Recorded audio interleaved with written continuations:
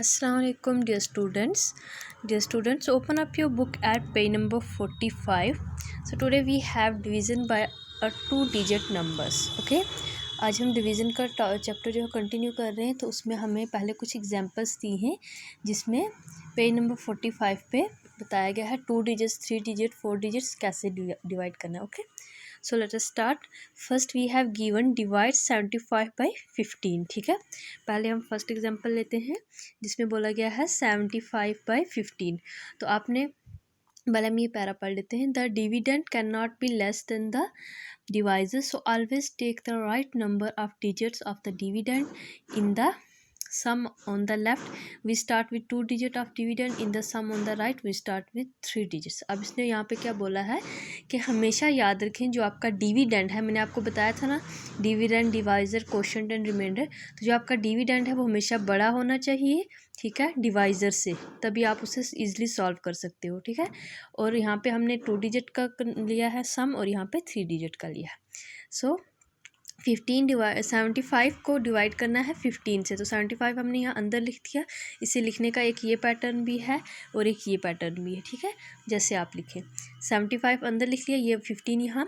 अब 15 का टेबल हम कहाँ तक पढ़ें कि हमारा आंसर जो है वो डिविडेंड के या तो बिल्कुल इक्वल आना चाहिए या उससे छोटा आना चाहिए। ठीक है, स्मॉलर नंबर, या तो वो 75 ही आना चाहिए या 75 से कम आना चाहिए, उससे बड़ा नहीं आना चाहिए। ठीक है, तो 15 का टेबल हम 5 तक पढ़ेंगे। आपको पता है 15 का टेबल आता है 15 5 से 75 होता है, तो ये कैंसिल हो गया हमारा। ठीक है, पूरा 75 माइनस 75, तो ये 0 0 ये हमारा हो गया। तो इसमें हमारा आंसर क्या आ रहा है, क्वेश्चन जो है वो है 5।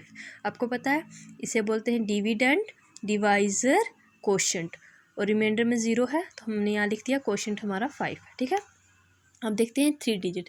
Divide 145 by 16। ठीक है, अब हमारे पास ये 145 है, ये 16 है।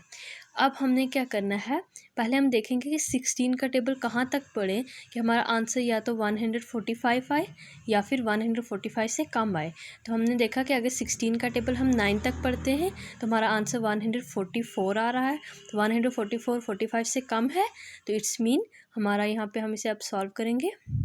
तो ये हो जाएगा वंस वाली प्लेस से लेंगे हम। तो यहाँ पे हम इसे देख रहे हैं, तो यहाँ से हम इसे सॉल्व करेंगे। 5 माइनस 4, तो क्या आ जाएगा हमारा आंसर 1। ओके, 1। तो अब इसमें हम ये बोल सकते हैं कि 16 को जब हम 9 से डिवाइड करते हैं, सॉरी 145 को जब 16 से डिवाइड करते हैं तो 16 का टेबल हमने 9 तक पढ़ा, हमारा आंसर 144 आया। फिर हमने जब इसे सॉल्व किया, अब देखिए 144 जो है 145 से कम है, तो अब इसे हम सब्ट्रैक्ट करेंगे। 5 माइनस 4, तो 1 आ गया। अब इसके बाद हम सॉल्व कर सकते हैं, ठीक है, लेकिन वो वाला जो कंसेप्ट है, मेथड है, वो आपकी क्लास में नहीं है, अभी आप छोटी क्लास में, तो आपने यहीं तक करना है। तो यहाँ 1 आ गया, तो हमने बोला क्वेश्चन जो है वो 9 है और रिमाइंडर जो है वो 1 है। ठीक है, इसी तरह divide 416 by 13 and check the answer. Okay, 416 by 13। ठीक है, इसे हम अलग से करते हैं यहाँ पे, तो आपको समझ भी आएगा। एक इसे लिखने के 2 तरीके होते हैं डिवीज़न के, एक इस तरह से, ठीक है, या आप ऐसे बना सकते हैं या ऐसे। ठीक है, ये इसका फॉर्मेट है। अब इसके अंदर आपने लिखना है, पहले बोला है 416 और दूसरा हमने क्या लेना है 13। इसका डिवाइज़र क्या है 13। अब 13 का टेबल हम कहाँ तक पढ़ें कि हमारा आंसर 416, चलो वो तो बहुत बड़ा हो जाएगा, हम पहले सिर्फ 2 डिजिट ले लेते।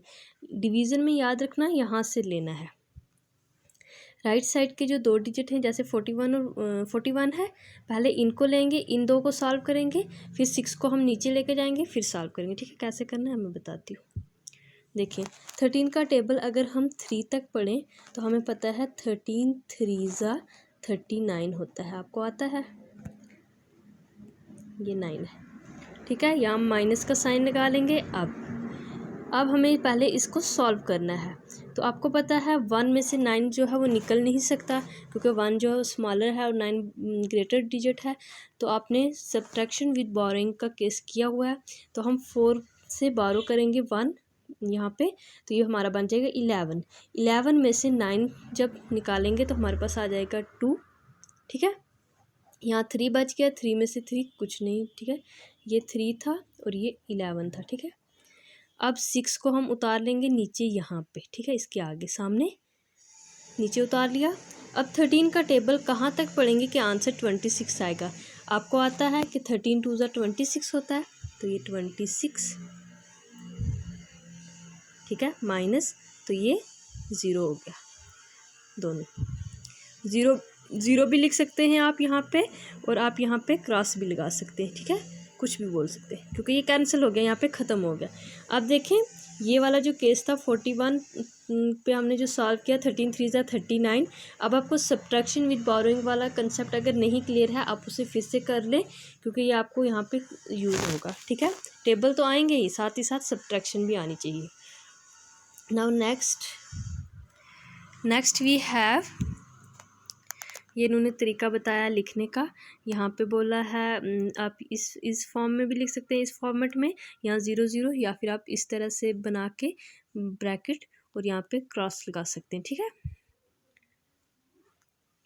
अब है इसमें हमारा क्वेश्चन जो है वो 32 है, रिमाइंडर 0 है, ठीक है। क्वेश्चन ये वाला जो ऊपर हम जिससे हम सॉल्व करते हैं टेबल पढ़ के, तो ये 32 है, रिमाइंडर 0 है। The answer is correct if divisor into quotient plus remainder is equal to dividend, ठीक है। हमने ये वाला रूल पढ़ा था कि dividend is equal to divisor into quotient plus remainder, ठीक है। तो अगर हम ये वाला रूल अपनाएं और उसका आंसर हमारा quotient in divisor into quotient plus reminder अगर वो डिविडेंड के इक्वल है, इसका मतलब हमने सही किया है। तो हमने जब किया 13 हमारा क्या था, क्वोशंट इनटू 13 हमारा divisor into quotient 32 plus remainder कुछ नहीं है, 0 प्लस 0, तो हमने किया, तो हमारा आंसर आ गया 416। तो आंसर इज़ करेक्ट, ओके। अब इसी तरह divide 5383 by 26 and check the answer, okay. इसे भी हम अलग से करते हैं, चलिए ये कर लेते हैं। 5383 और यहाँ पे है हमारे पास 26 और फिर हमें बताना है, ठीक है। पहले हम इसमें 2 डिजिट, इसको पहले क्या करेंगे, 2 डिजिट ले लेंगे, क्योंकि अगर पूरा 1000 तक टेबल पढ़ना बहुत लेंथी जाता है, तो हम 2 डिजिट करके इसे सॉल्व करेंगे। 26 का टेबल कहाँ तक पढ़ें, आंसर 53 आए या उससे कम आए। तो आपको पता है 26 का टेबल अगर हम 2 तक पढ़ते हैं तो हमारा आंसर 52 आता है। 26, अगर आपको 26 का टेबल नहीं आ रहा, आप इसे ऐसे भी कर सकते हैं। पहले करेंगे 26 1 ज़ा 26 ही होता है 2 के टेबल पे, 6 2 ज़ा 12, 1 कैरी, 2 2 ज़ा 4 और 1 5, ठीक है। इस तरह से आप इसे ऐसे सॉल्व कर सकते हैं, ठीक है। 26 2 ज़ा, तो ये हमारा आ गया 52, यहाँ पे माइनस का साइन लगा दिया। अब बोलें 3 में से जब 2 सॉल्व माइनस करते हैं तो क्या आता है, 3 में से 2 1, ठीक है। 5 में से 5 0, तो 0 यहाँ लिखो ना लिखो कोई मसला नहीं है, उसे आप छोड़ दें। अब हम क्या करेंगे, 2 करके सॉल्व कर रहे हैं, तो इसलिए हम यहाँ से 8 जो है इसे नीचे उतार लेंगे, तो यहाँ पे आ जाएगा 18, ठीक है, 18।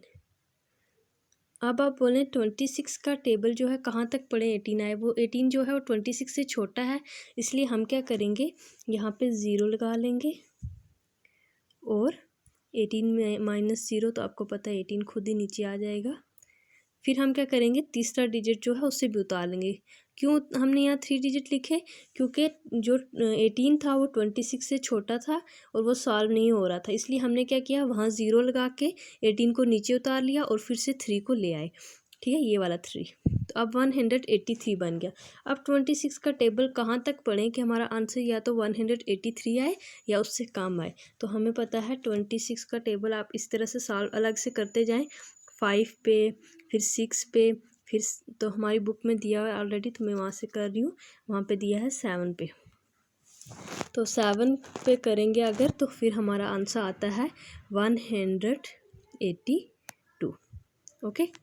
3 में से 2 माइनस करो 1, 8 में से 8 0, 1 में से 1 0, तो लिखो, आपकी मर्ज़ी, ठीक है। तो इसमें हमारा जो क्वोशंट है वो है 207, ये हमारा क्वोशंट है, ये हमारा डिवाइज़र है और 1 हमारा रिमाइंडर है। तो ये क्या था हमारा डिविडेंड। ओके, इस तरह से आपने करना है। नाउ अब आप अपनी बुक पे खोलें पेज नंबर 47, एक्सरसाइज 7A। इसमें जो फर्स्ट है हमारे पास फिल इन, उसमें जो फर्स्ट 3 क्वेश्चन हैं वो जो मैंने आपको 3 प्रॉपर्टीज़ करवाई थी उसी पे बेस्ड है कि अगर 1 से डिवाइड करें तो आंसर क्या आना चाहिए, 0 से करें तो आंसर क्या आना चाहिए, तो वो उसी पे बेस्ड है। आप उसे खुद से करने की कोशिश करें, फिर भी अगर आपको ना आए then you can ask first 3 question exercise 7A. Okay, so this is enough for today. Thank you. Allah Hafiz.